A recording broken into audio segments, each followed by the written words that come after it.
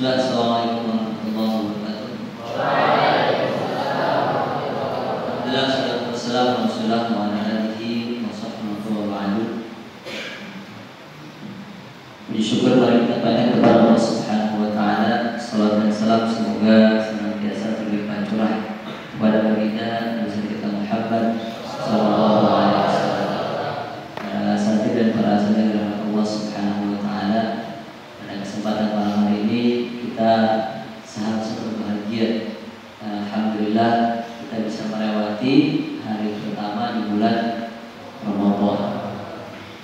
Pada kesempatan malam hari ini saya hendak menyampaikan sebuah kisah tentang seorang sahabat, yang mana sahabat ini adalah salah satu 10 sahabat yang beliau masuk surga, dan beliau adalah sahabat yang bernama Thalhah bin Ubaidillah.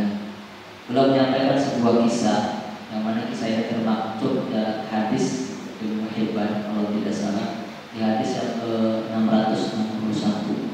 Suatu ketika Thalhah bin Ubaidillah menyampaikan kisahnya kepada para sahabat bahwa dahulu ada 2 orang sahabat dari suku Bulayn. 2 sahabat dari suku Bulayn ini mereka bersama-sama masuk Islam. Tetapi salah satu di antara keduanya ada yang lebih semangat daripada sahabat yang pertama. Saking semangatnya sahabat yang pertama ini, dia dengan semangatnya ikut juga semangat berjihad di medan perang. Dan pada akhirnya qadarullah, orang pertama yang tadi semangat itu akhirnya dia mati syahid di jalan Allah Subhanahu wa taala. Dan sahabat yang kedua yang masuk Islam bersama-sama dari suku Bulayn ini, dia hidup lebih panjang daripada sahabat yang pertama. Dan sahabat yang kedua ini merindukan, berharap menjadikan pribadi yang lebih semangat lagi seperti sahabat yang pertama yang ditakdirkan wafat mati syahid di medan perang. Hingga akhirnya sahabat yang kedua ini dia bertemu dengan bulan Ramadan, dan dia berazam sungguh-sungguh bahwa saya ingin menjadi pribadi yang semangat berislam di hadapan Allah Subhanahu wa taala. Dan akhirnya orang sahabat yang kedua ini dia bersemangat dalam melakukan amalan-amalan di bulan puasa. Dia melakukan amalan di bulan puasa, dia sholat seperti kita, dia tilawah dan lain sebagainya. Dan saat semangatnya dia mempunyai target-target di bulan Ramadan. Hingga pada akhirnya sahabat yang kedua ini wafat 1 tahun setelah sahabat yang pertama. Dan Thalhah bin Ubaidillah menuturkan sebuah kisahnya dalam sebuah mimpinya. Thalhah bin Ubaidillah melihat bahwa di dalam surga ada seseorang yang dia keluar masuk surga, dan orang tersebut menjemput sahabat dari suku Bulayn tersebut, yaitu menjemputnya sahabat yang kedua yang mati 1 tahun setelah sahabat yang pertama. Kemudian orang tersebut mengantarkan sahabat yang kedua tadi ke dalam surga. Kemudian orang tersebut keluar lagi dari surga menjemput sahabat dari suku Bulayn yang pertama yang mati syahid di medan perang dari Allah Subhanahu wa taala. Hingga sahabat yang pertama tadi diantar masuk ke dalam surga Allah Subhanahu wa taala. Dan tadi orang yang keluar masuk surga itu keluar lagi menghampiri Thalhah bin Ubaidillah, dan orang tersebut menyatakan, wahai Thalhah, ini bukan saatnya, ini bukan giliran. Hingga akhirnya Thalhah menuturkan kisah mimpi ini kepada para sahabatnya dengan takjub dan dengan dengan kesemangatan dan dengan terheran-heran. Hingga akhirnya berita ini sampai kepada Rasulullah. Dan pada akhirnya singkat cerita, para sahabat bertanya kepada Rasulullah, wahai Rasulullah, kenapa orang yang pertama kali masuk surga itu bukan orang yang pertama kali mati syahid, tetapi ada orang yang kedua dari suku Bulayn yang dia wafat 1 tahun setelahnya, dan dia pun bukan wafatnya dalam kondisi mati syahid dengan perang dari Allah Subhanahu wa taala. Dan Rasulullah menuturkan dalam sebuah hadisnya, Rasulullah bertanya kepada para sahabat dengan sebuah kalimat yang sangat indah.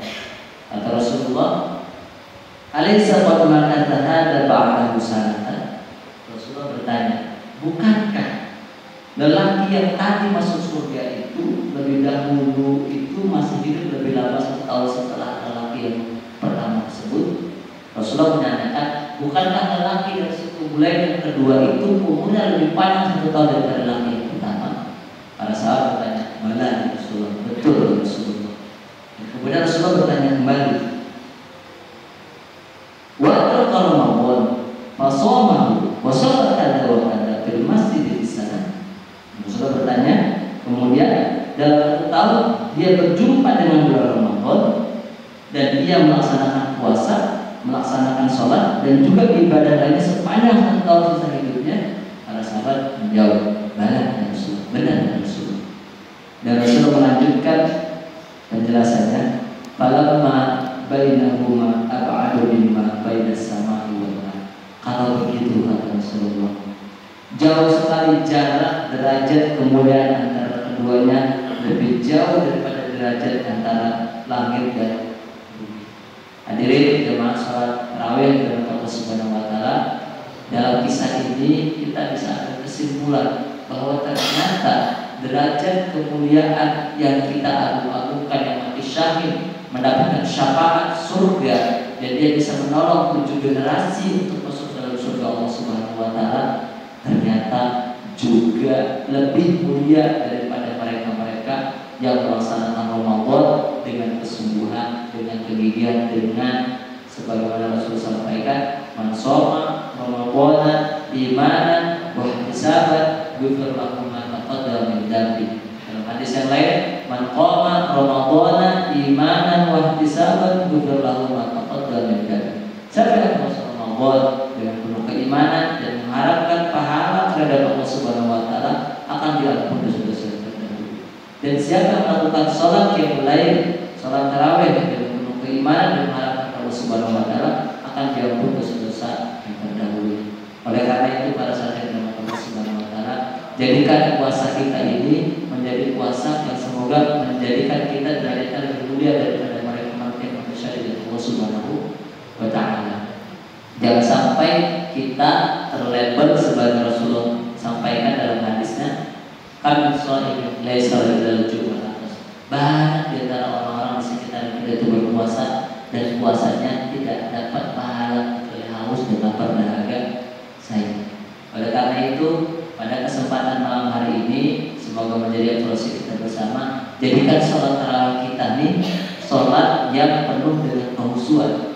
Jangan sampai kita terlabel juga sebagaimana Allah sampaikan dalam ayatnya, jangan sampai sholat kita illa mukaan mutasdi. Sholat kita sebagai senda gurau dan bercandaan belaka. Na'udzubillah summa na'udzu. Kita luruskan, kita perbaiki saudara-saudara kita, keluarga-keluarga kita, orang-orang masyarakat di sekitar kita yang mereka memahami sholat tarawih itu adalah terigu. Tahu terigu? Sholat tarawih itu harusnya ramai gitu. Satu sunat tarawih, sallallahu alaihi wasallam. Ya, sholat harus ramai. Ada orang bilang, loh kok sholat tarawih kayak sholat? Karena dia kalimat kayak begitu, orang yang memang belum paham, maka kita harus segera pahamkan mereka bahwa sholat tarawih seperti sholat-sholat yang lain, tidak ada beda. Bahwa sholat tarawih kita harus khusyuk, jangan sampai rukun dan syarat sholat itu kita hilangkan. Apa salah satunya? Tumakninahnya, bacaannya, dan lain sebagainya. Baik, demikian. Mohon maaf. Ada Allah wajib Assalamualaikum.